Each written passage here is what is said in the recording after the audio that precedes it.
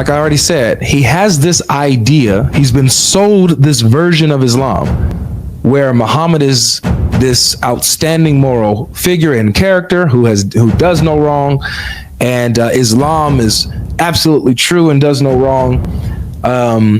And therefore, what he sees in the Quran when it talks about beating your wives or slavery, or in the hadiths about beating your wives, slavery, him sleeping with Aisha when she was 9, these things have to have been corrupted or changed in some way. Imagine that, guys. Imagine that. So admittedly, Yusuf has joined a religion that he himself doesn't trust. He admits that he doesn't trust the sources. He believes the Quran has been rewritten in some way. Hello, amazing viewers. Welcome to Religious Insight. In this amazing and fascinating debate, a Muslim with blind faith cannot answer simple questions being asked by Avery in this video. Let's watch these amazing videos for more fascinating details. Okay, Yusuf, what you got for me today, man? Well, I would like to say I was raised in Christianity my whole life. I recently converted to Islam, and how recent? A few months ago, probably like 4 months ago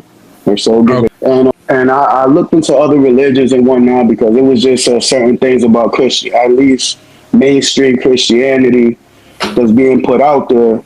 A lot of it didn't sit with me. It wasn't compatible with me. So I looked into other things, into other religions or whatever. And when I got into Islam, I try to be more open-minded and continue my search for the truth. But Islam is the one that stood out all the way. Islam was the one I found compatible for the way I want to live my life. So you want to follow a man who owned and sold black slaves? Well, I mean, it depends how you word it, because it's a thing, though. As far as like my research and what I learned is that, yes, he bought slaves, but he bought them to free them. No. He bought them to free them from the oppression that they was under. What if he was the one very honorable? Yeah, what if he was the one that was the oppressor and he didn't free them? What if you learned? What if what you've been told that he bought slaves to free the slaves is a lie, is a flat out lie? What if that was a lie, but he actually kept the slaves and even sold slaves himself? What if that was the truth? Then what? Well, with what I read, I didn't hear anything about him selling slaves to other people. But no, what would you? I do. What would you think of that? Is the question. What would I think about? Yeah, what would you think if he owned and sold black slaves? What would you think of that? You think that that's an honorable prophet of God to follow? No, I mean, I would disagree with that. I don't think that's right. Good. I want to show you something, brother. And can I ask something though before? I don't mean to interrupt you, with all due respect. Sure. Like, I'm about to show you this story. That's fine. But like with what I read is he never, when he did, he never oppressed, he never mistreated even the people that was captured in war. He treated with the utmost respect and that's false. All of that is false. He used to sleep with his little slave girls. I disagree with that too. Trust me, brother. Look, you just joined Islam a few months ago, and I'm pretty sure they did not lead with, oh yeah, by the way, our honorable prophet, the moral character, sold and owned people that looked like you, and also would actually sleep with his slave girls. I'm pretty sure they didn't lead with that. They probably told you that Allah is one. There's only one Quran that's never been corrupted or changed, while every other book has been changed, and so on and so forth. But brother, quick question though. It's like I've also had delved into the Bible myself. And I have noticed that whenever there was a messenger of God, whenever there was a messenger or prophet of God, there wasn't a time, first of all, when they were sent to a wicked people, a wicked nation. And there was the guidance of their people at that time. But like I haven't found yet a people that had accepted their prophet fully or haven't spoke ill about him. So it's like to me it's common that it would make sense that if Prophet Muhammad is the real last prophet, people gonna speak ill about him. And I mean, there's been 1,400 years people spoke ill about him all the time. To throw dirt on his name, like, but I can't. Yusuf. People spoke bad about him. I'm about to show you all of this. Everything that you've learned about Islam, it's a lie. I'm about to show it all to you. I know it's probably going to be, like me saying this is like, it means nothing. I'm just going to show you. All right. So let me first show you about the slavery. Okay. So we both agree that this is not something that anybody of somebody of God would do, or that God would ordain this. Now watch this, bro. So this is Sahih Muslim 1602. Now look at the is it big enough on your screen? Give me 1 sec. Let me see if I got the. Hold on 1 second. I'm sharing it on the screen. Can you see it? Yeah, I see it. Yep. All right. Do you see where it says chapter? Yes. You see this part? Okay, this is what it says, yes. Right? This is the name of the chapter that this hadith falls under. This is the context. It says the permissibility of selling animals for animals of the same kind and of different quality. Okay. Now watch what the hadith says, talking about selling animals for animals, brother. Jabir reported, there came a slave and pledged allegiance to Allah's apostle on migration. He, the prophet, did not know that he was a slave. Then there came his master and demanded him back, whereupon Allah's apostle said, sell him to me. And he bought him for 2 black slaves, and he did not afterwards take allegiance from anyone until he had asked him whether he was a slave. So notice here, he didn't buy him with like dollar bills or coin. He bought this non-black slave for 2 black slaves. So notice the quality worth. Hold on, two black slaves is worth 1 non-black slave. All right. And so Muhammad sold these 2 black slaves to another slave owner. Oh man. This is Islam, bro. I don't know how strong that hadith is though. Oh brother, this is Sahih Muslim. So meaning Sahih is authentic, obviously, right? And when it comes to the hadith books, you got the 6 main authentic hadith books, right? The first one is Sahih Abu Bukhari. That's number 1 authentic, right. You know. Second, right under that is Sahih Muslim. Right. And that's what we just read out of, Sahih Muslim. And by the way, just to show you how Sahih, how authentic this hadith is, this isn't the only place it shows up. Let me show you. I mean, it's at sunnah.com, so that's what they feed into the mainstream. It's mainstream. Yep, it's mainstream, but not just that, bro. Watch. It's not just Sahih Muslim, it's all over the place, bro. Look. These are all hadith that say the same thing. Sunan an-Nasai, right?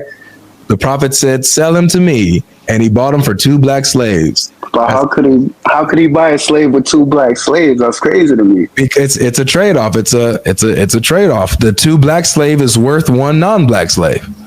But on his last sermon, he talked about how no black is superior over the white, and no white is superior. That's a lie, bro. Black, no Arab is superior to a non-Arab. No, bro, that's a myth. That's a myth. That's a myth. There is no last sermon where he preached that. That's what they tell you guys. That never happened. There's no hadith that says that. Damn, man, like there's no hadith that says it, bro. I'm not lying to you. You know, I would acknowledge if that existed. It doesn't exist. I just don't think that he's capable of certain things. Like I feel like there was an infiltration within Islam at some point, just like it happened with Judaism and Christianity. Nah, brother, it's your idea of Muhammad. You have a particular idea of Muhammad. You have a picture of Muhammad in your head of how he behaves, his character, like, you know who he is, but you don't know Muhammad. You don't know him, bro. When you read the sources, this is who he is. But what I'm saying is, like, you know what I mean? I read up on his biography and his character and everything, brother. Like, in the way that he carried himself, I feel like he is incapable of. Maybe where did you read about it? Minor sins. Where did you read about this? Sins. Where did you read about this? Islamic scriptures. It's Islamic literature. But what kind are you talking about? Brochures, propaganda? Because notice what I showed you. We went straight to the horse's mouth, right? It wasn't no secondary, third source, or no. It was straight, authentic hadith from the Sunnah sources itself. You feel me? So this is what we know about Muhammad right here. I don't know what maybe you have seen or what pamphlet or article maybe you have read about, you know, that boosts Muhammad's character and throws, you know, little sprinkles and rainbows on top of it. But that's not Muhammad. This is Muhammad. The one who sells black slaves, the one who sleeps with his slave. You want me to show you that he slept with his slave girls? I feel like that's the straw man, though, man. Straw man? Ain't no straw man here, man. We just read. The only thing No, we do here is I get what believe. you're saying. I get what you're saying, and I know what you just showed me. And I just, damn, man. Do you want me to look? Because like this is one thing I can show you multiple. I can show you like for you. You've been in Islam for a few months. Have you heard of his marriage with Aisha? I heard about that. Do you believe it? I don't believe that. I don't believe he's capable of that. All right, let me show you. I believe. You know what? And this might start a whole warfare against my own community of Muslims, but I don't even. I'm not cool with Aisha. I feel like all she did was live her life to taint his character. I think she was jealous. I think she was on some other stuff. Like I think there was you see, like in the Quran it says not to make sex out of your religion, but yeah, they had made plenty sex just like it happened with Judaism and Christianity. So you got Sunnis, you got Sufis, you got Salafi, whatever, you know, it just the Shia and all that. And I don't honestly, I try to stay away from the mainstream religions altogether. Like what to me is true is whatever is universal truth. Like if there's certain things that I just can't believe, like even if it came from the sources, even like, you know, you just pulled up that hadith, I feel like it could have been some ill intent somewhere down the line from one of them people. Okay, so let's do this. I don't show think you. real Muhammad is capable of saying I got you, Yusuf. Yusuf, I'm sorry. I got you. Forgive This me. is my thing with you, brother, because I hear what you're saying. What I'm gonna do is this. What I'm gonna do.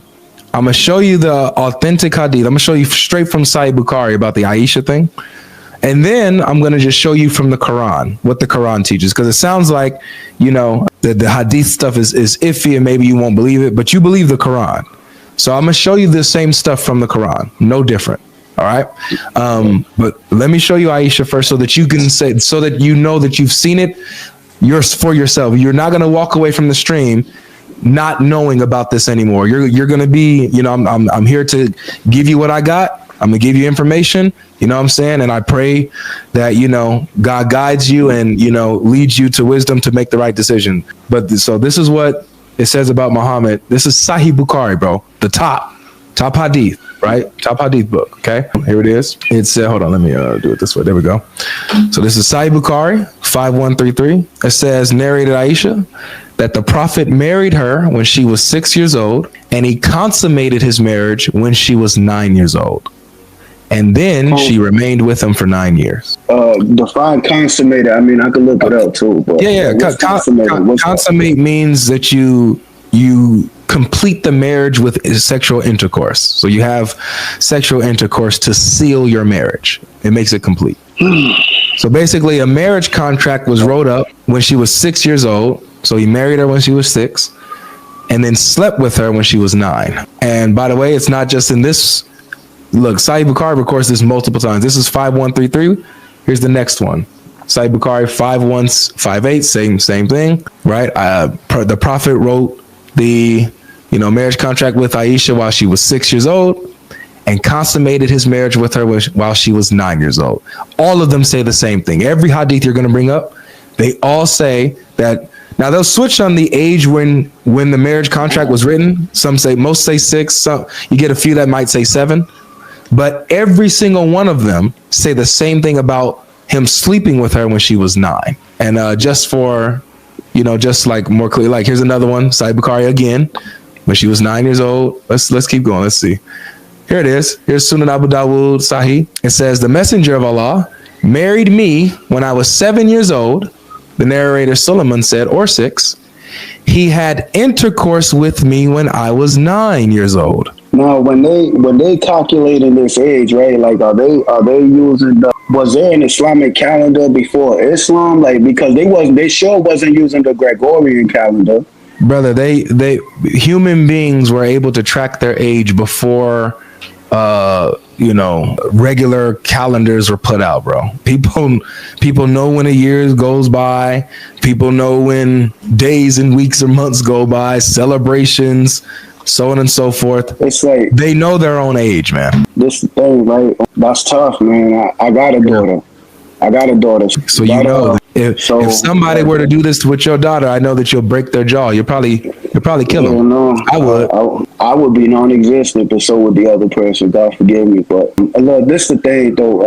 I don't know, This is man. Like, I can't believe he had it in him to do something. I feel like that's just it's only because you don't know him. 1,400 years of people just throwing dirt on him and No, trying to brother. assassinate his character. This is Islam, man. These aren't non-Muslims trying to, But look, mischaracterize Muhammad. But This is who he is according to the most authentic sources of Islam. what's the difference between me and other Muslim brothers, though?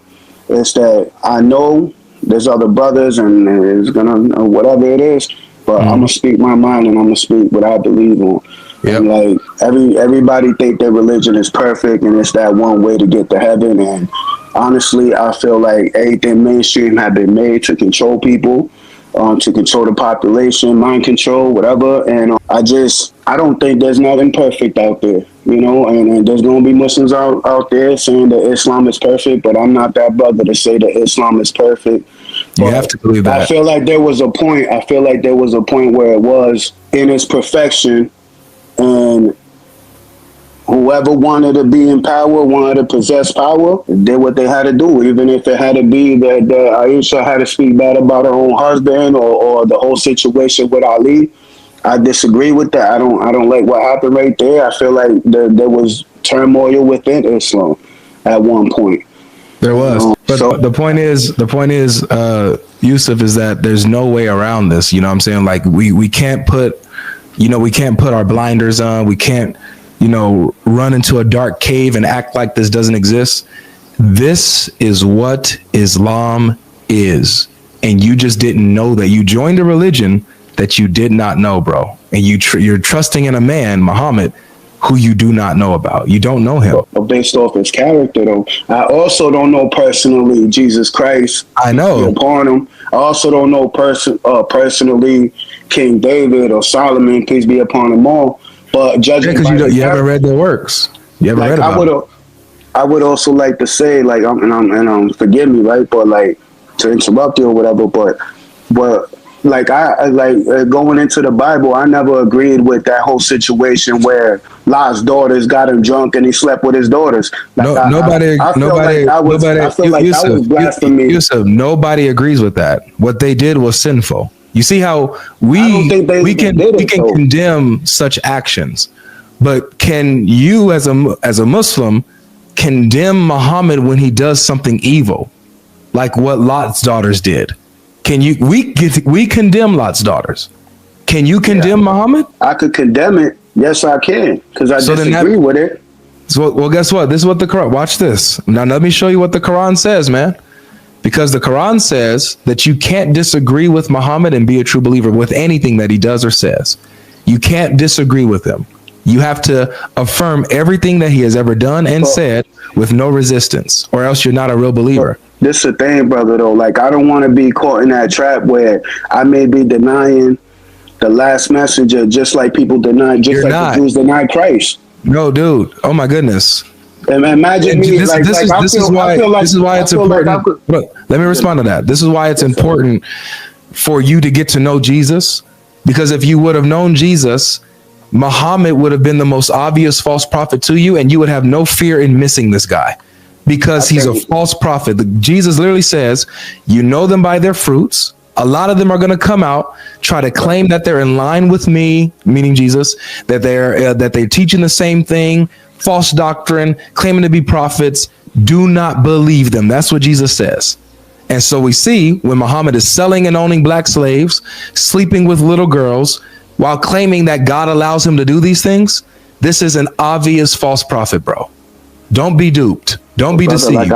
I feel that same way about Paul. And Paul is being held in high regards, and he used to degrade women. I think he was actually part of the alphabet group. I'm not even going to say the word. But honestly, man, these are crazy accusations. Hold on, I gotta stop you here, because notice how I'm able to bring you straight up sources, your own sources about Muhammad. If you're going to say something about Paul, and which we can get to after this, after I show you what Islam really is, and you make the decision to either stay or leave, well, that's on you. I want you then to show me what is your issue with Paul with receipts. Like I'm bringing receipts. Is that fair? Okay, brother. All right. You do got more experience though than me on this, so you got the receipts on hand. I don't. But if I mention it to you, you could probably bring it back. You could probably. There's nothing about Paul that degrades women. But if you're talking about degrading women, not only that, but I feel like he went against everything that Jesus taught. Do you think it's wrong? Do you think it's wrong to degrade women? Yeah. Good. So do you think beating your wife is degrading to women? Yeah. Good. The Quran teaches that. Muhammad taught this. Muhammad taught that if you fear disobedience, not even if she was, if you fear it, if you think that she is being disobedient or acting out, then you can hit her. You didn't know that? They didn't tell you this part about the Quran either, huh? Let me show you the verse, bro. I'm gonna put the verse on the screen. This is Quran. This ain't Hadith. I'm gonna show, but it's both. It's both. This is in the Hadith as well, but I'm showing you Quran. So this is supposed to be Allah's words, right? What Allah commands. Watch this, bro. It's heinous. Chapter 4, verse 34. It says, now hold on, let me go ahead and get one without the all the parentheses. Because I don't like these parentheses here. Because I don't like how they try to add and fix up the Quran here. Hold on. What's one that doesn't have parentheses? Let's try Arbery. Okay, yeah. All right, here we go. So this is chapter 4, verse 34. You can see the screen? Yeah, I can see it. All right. So it says, men are the managers of the affairs of women, for that God has preferred in bounty one of them over the other. So he's preferred men. He put men over women. And for that, they have expended of their property. Righteous women are therefore obedient, guarding the secret for God's guarding. And those you fear may be rebellious, admonish, banish them to their couches, and beat them. If they then obey you, look not for any way against them. God is all high, all great. Imagine that, how merciful God is that he gives you a command to beat your wife if you think that she might be rebellious. This is demeaning to women, but this is in the Quran. This is what the Quran is teaching. Go ahead, I'm sorry. Yeah, I'm not feeling that. Hey, brother, quick question, though. Is it possible to get another Muslim on here while I'm on here? Because I got a question for another Muslim brother, too. You wanna hear them explain this stuff? I have a question for them. Sure. But first, what you disagree with this? I don't like that. Good. So I'm telling you, brother, you just left this. Let me show you the difference, actually. And then I'll bring up another Muslim brother so you can ask them something. But let me show you. I'm gonna put this side by side with the Bible, bro. Put it side by side with the Injil. Now look at this. Hold on, let me increase this. This is Ephesians 5. Now this is Paul, who you said demeans women. Watch what he says about women. I'm sorry, about how husbands are to treat their wives. Verse 25 here. Watch what he says. He says, "Husbands, love your wives as Christ loved the church and gave himself up for her, that he might sanctify her, having cleansed her by the washing of water and the word, so that he might present the church to himself in splendor, without spot or wrinkle or any such thing, that she might be holy and without blemish. In the same way, husbands should love their wives as their own bodies." Do you think somebody abuses their own bodies? Like, does someone who loves themselves beat themselves? Do they hit their own self, or do they take care of their body? They take care of themselves, right? Right. The Bible here says, in the same way, husbands should love their wives as their own bodies. He who loves his wife loves himself. For no one has ever hated his own flesh, but nourishes and cherishes it, just as Christ does the church, because we are members of his body. Okay.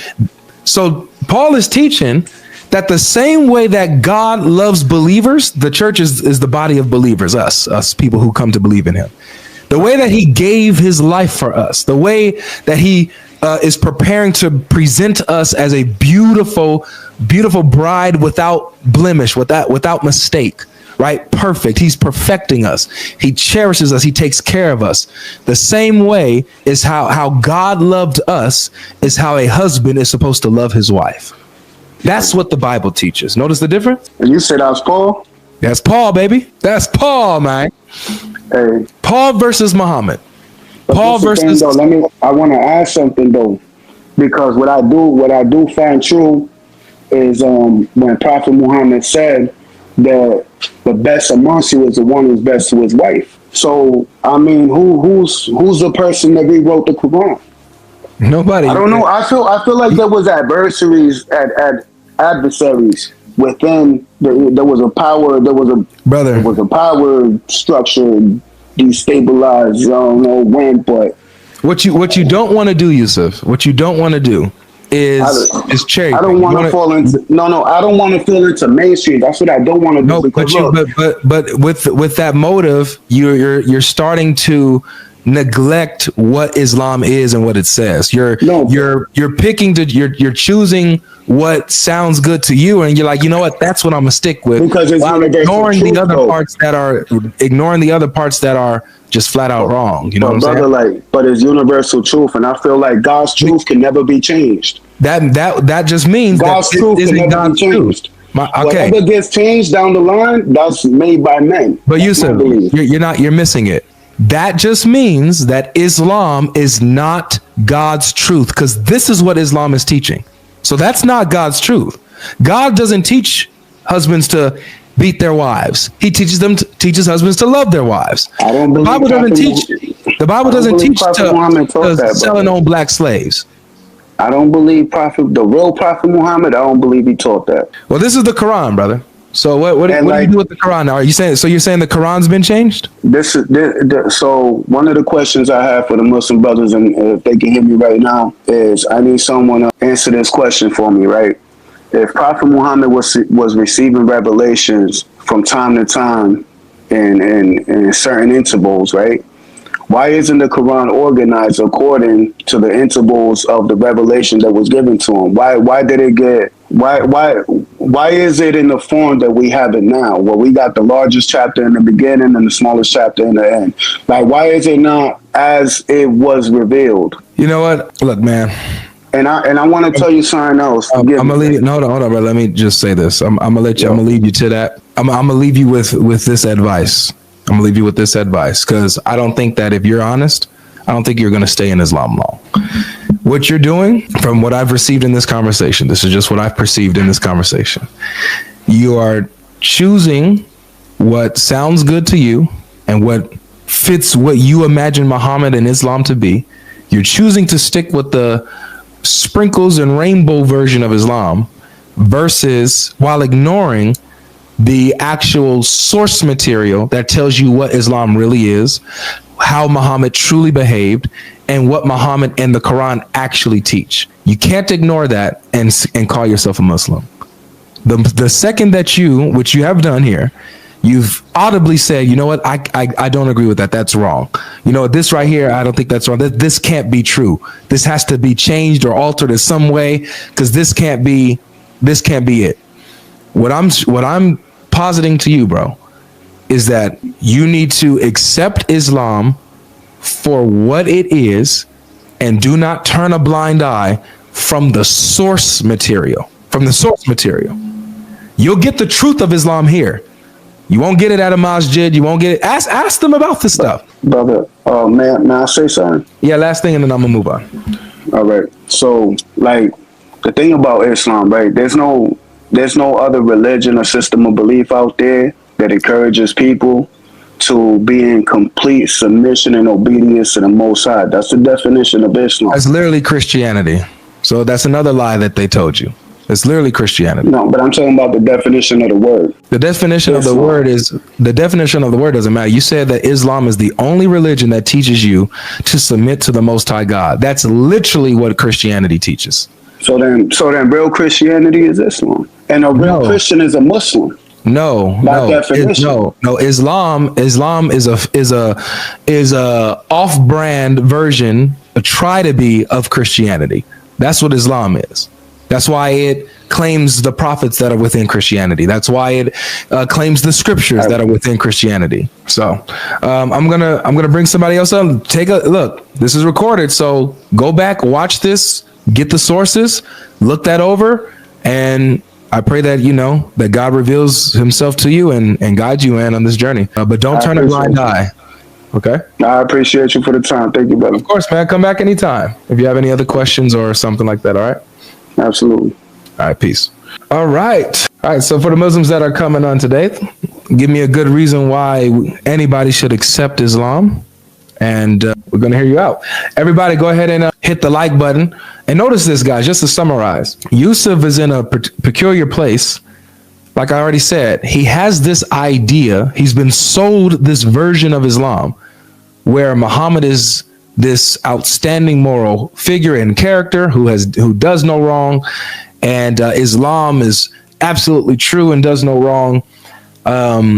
And therefore, what he sees in the Quran when it talks about beating your wives or slavery, or in the hadiths about beating your wives, slavery, him sleeping with Aisha when she was 9, these things have to have been corrupted or changed in some way. Imagine that, guys. Imagine that. So admittedly, Yusuf has joined a religion that he himself doesn't trust. He admits that he doesn't trust the sources. He believes the Quran has been rewritten in some way, that people have altered narrations and hadiths to make Muhammad look bad. Come to Jesus, bro. Leave Islam and come join original Quran only Christianity.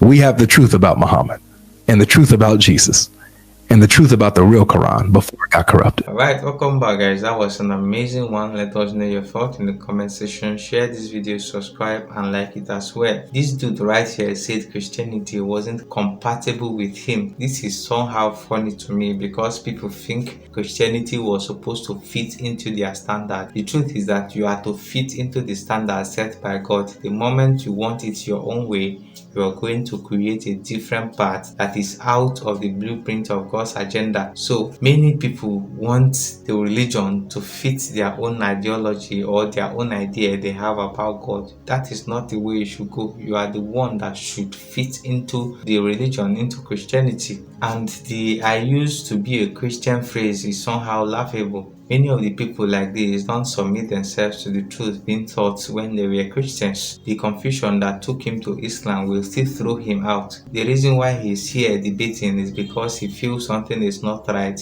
where he is currently. If he feels that Islam is truly the way, then he wouldn't have been here trying to find more truth. The reason why he's here is because he's more confused than he was when he was in Christianity. He has no clear understanding of the teachings of Islam before jumping the ship. Maybe he feels the teaching in Islam appeals to his personal lust and he chooses to jump ship without proper checks. Muslims prefer to think that Muhammad is a good and perfect human being rather than believing what was written down about him. So they prefer this ideology that he was a very good human, the one that already creates the imaginative one they have already created in their head, rather than believing what his companion and the scholars has written down about him. And it is a personal delusion. They prefer to live in this bubble of fantasy or believing that whatever they believe is the truth instead of embracing the real truth.